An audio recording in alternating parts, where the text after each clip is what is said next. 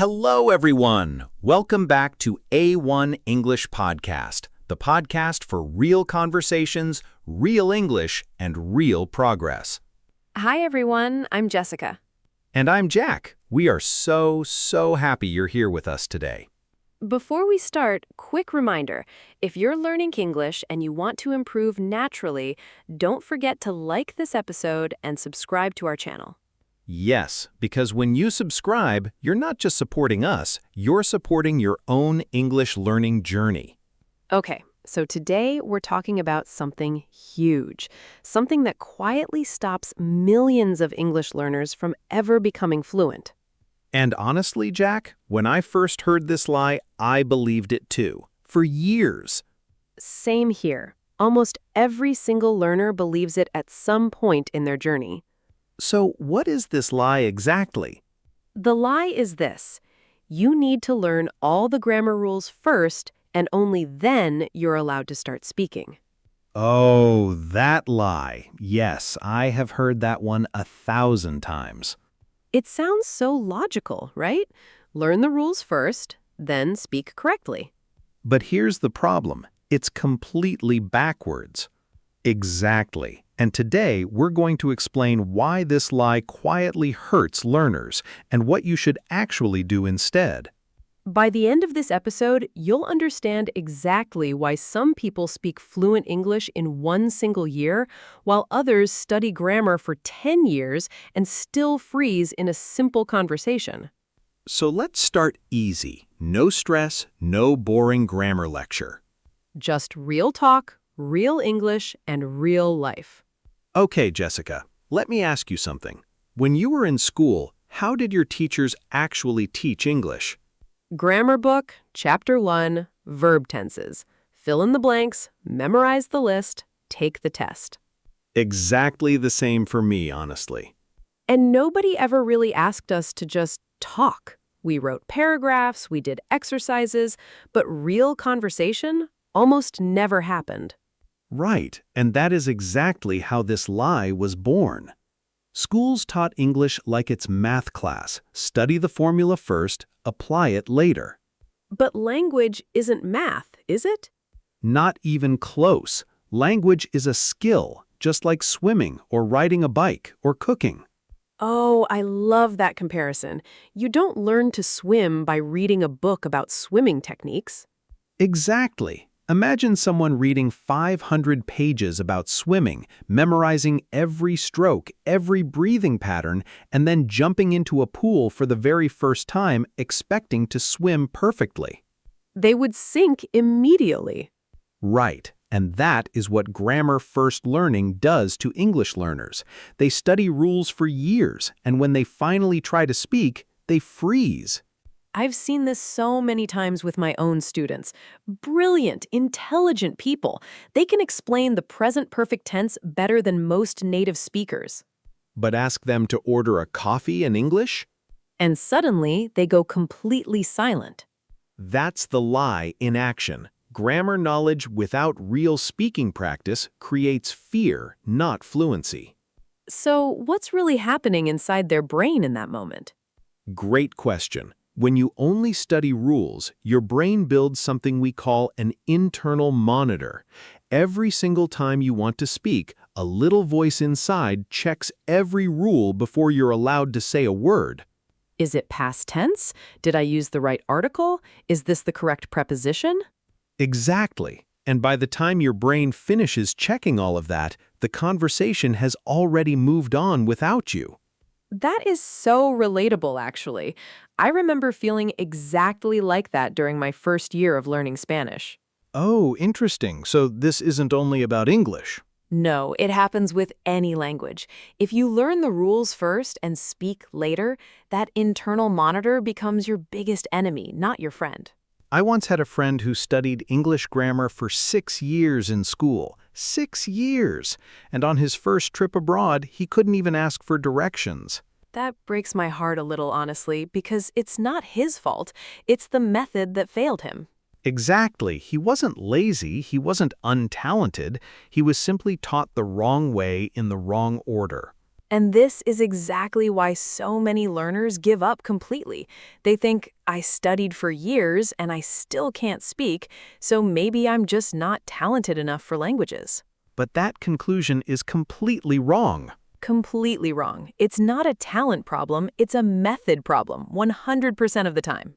I really wish more schools understood that because so much unnecessary frustration comes from this one misunderstanding. Same here. Imagine how many confident speakers we'd have in the world if this lie simply didn't exist. Okay, so if grammar first doesn't work, what actually does? This is where it gets exciting. Research on how people naturally acquire language shows something pretty surprising. Tell us.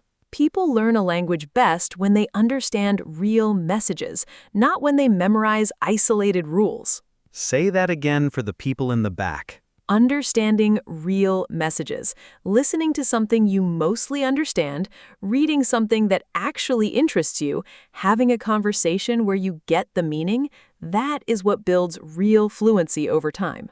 That's fascinating. And honestly, it matches what I've seen with almost every fluent non-native speaker I've ever met. Very few of them describe grammar rules as the reason they became fluent. Exactly. Most of them talk about a show they loved, a person they wanted to talk to, or a job that forced them to use English every single day. So it's not really about knowing the technical rule for the past continuous tense. It's about hearing sentences like, I was walking to work when it started raining so many times in so many real situations that your brain naturally absorbs the pattern. Without even consciously thinking about the rule. Exactly. Children do this completely naturally. No 4-year-old studies a grammar book before they start talking.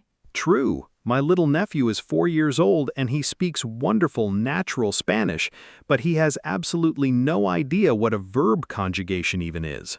Right, because his brain absorbed the language through thousands of hours of listening and real, meaningful communication. So does that mean grammar is completely useless? No, not at all. Grammar still matters, a lot actually, but the order matters even more than most people realize. Explain that a little more. Use the language first. Make mistakes. Get exposed to real English constantly.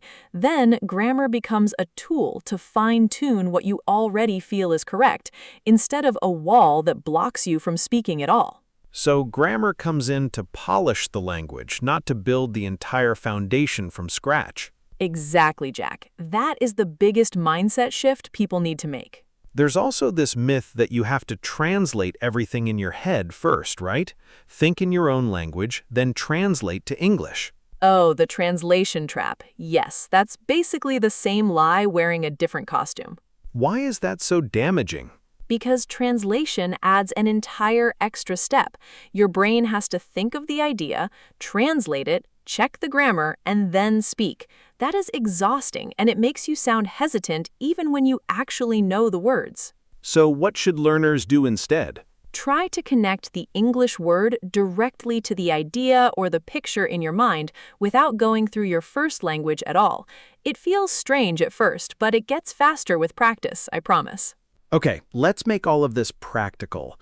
What should someone actually do differently starting today?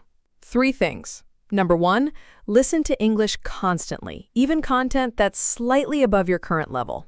Even if you don't understand 100% of it? Even if you only understand 70%, your brain fills in the rest naturally over time. What's number 2? Speak from day 1. Even broken, messy, imperfect English.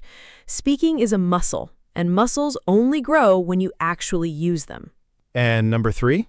Get comfortable with mistakes. Every mistake is proof that you're actually using the language, and that is exactly what builds real fluency. I love that. Mistakes aren't failure, they're evidence of progress. Exactly, Jack. Write that one down. All right, let's talk about the specific mistakes people make when they believe this lie. Yes, because I think a lot of our listeners are going to recognize themselves here. Mistake number 1, waiting to feel ready before you start speaking. Oh, this one is huge. People say, I'll start speaking once my grammar gets better. But that day never actually comes, does it? Never. There's always one more rule to learn, one more book to finish, one more excuse. The fix? Start speaking today at whatever level you're at right now, no exceptions. Even if it's just talking to yourself in the mirror before bed. Mistake number 2, collecting vocabulary lists without ever actually using them. This one is so common. People memorize 500 new words a week. But never actually use a single one of those words in a real sentence. The fix is simple. Learn fewer words, but use every single one out loud in a real sentence on the same day you learn it. Mistake number 3, the fear of sounding stupid. Oh, this one is emotional for a lot of learners, myself included at one point in my life. Totally understandable and, honestly, very human. But here's the truth. Native speakers almost never judge you for small mistakes. They judge silence. Nobody remembers a wrong verb tense 2 minutes later, but everyone remembers the person who simply couldn't say anything at all. So the fix is to reframe mistakes as part of the process, not as something embarrassing. Exactly. Every fluent speaker you admire made thousands and thousands of mistakes to get where they are today. Thousands. Nobody, and I mean nobody, skips that step. And mistake number 4, one that people rarely talk about, studying alone forever, without any real human interaction. Oh, that's such a good point. You can watch 1,000 videos, but a video never talks back to you. Exactly. Real fluency needs real back and forth. It needs a real person who reacts, who asks questions, who challenges you in real time. So the fix is to find at least one real conversation partner, even if it's just 15 minutes a week. Even 5 minutes is better than 0. You know, before we move to the practical steps, I want to share a real story because I think it makes all of this feel less abstract. Please, go ahead. I love a good story. So, a few years ago, I met a woman named Carla online. She had studied English grammar in school for almost 8 years. 8 years? That's a huge investment of time. Huge. And she could diagram a sentence, explain conditional clauses, all of it. But she told me she had never had one full conversation in English in her entire life. That's heartbreaking, honestly, because she clearly worked so hard. Exactly. So she decided to try something different. She stopped buying new grammar books completely for 6 whole months. Wait, she stopped studying grammar entirely? That sounds a little scary for someone who already believes the lie. It was scary for her too at first. But instead, she watched one English show every single day, with subtitles, and she made herself talk out loud for 10 minutes afterward, describing what happened in the episode. So she was combining listening and speaking every single day without worrying about the rules. Exactly. And after about 2 months, something clicked. She told me the words just started coming out without her translating in her head first. Because her brain had absorbed the patterns naturally through real exposure. Right. And by month 6, she had a 15-minute video call with a stranger from Canada completely in English, with mistakes, but with real confidence. That gives me chills, honestly. 8 years of grammar study didn't get her there, but 6 months of real practice did. That's the whole point of today's episode in one story. I think a lot of our listeners are nodding along right now because they felt exactly what Carla felt. Speaking of listeners, we actually got a really good question about this topic last week. Oh, let's answer it. What did they ask? Someone wrote in and asked, if I stop focusing on grammar, won't I just learn a bunch of bad habits and mistakes that become permanent? That's such a fair question, and a lot of people worry about exactly this. So what would you say to them?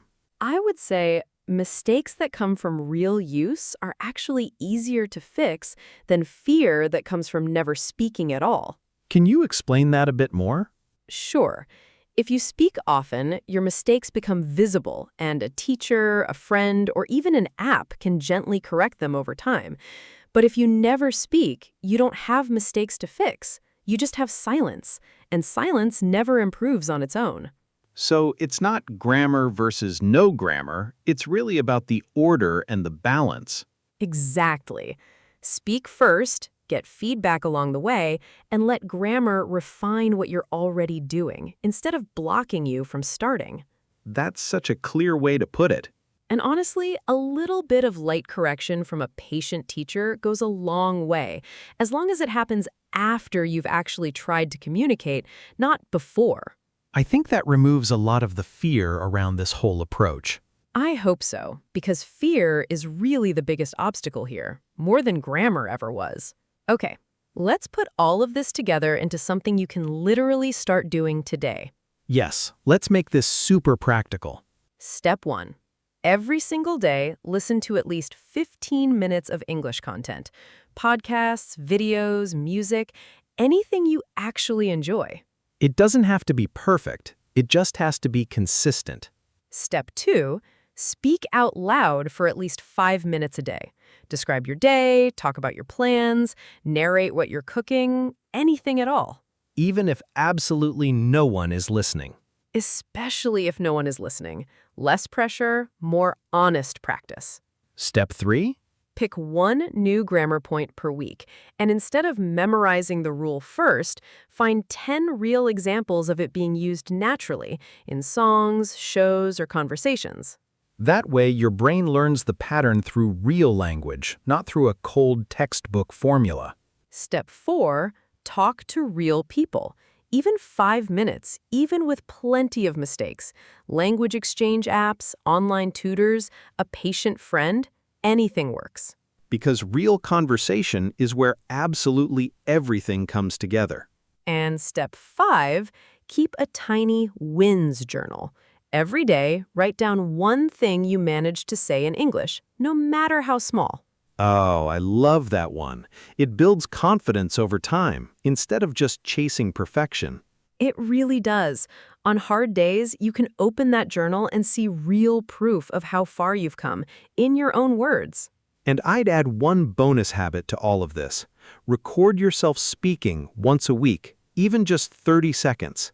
Oh, that's a brilliant one, and a slightly uncomfortable one, too. Very uncomfortable at first. Nobody loves hearing their own voice. But after a month, go back and listen to your very first recording.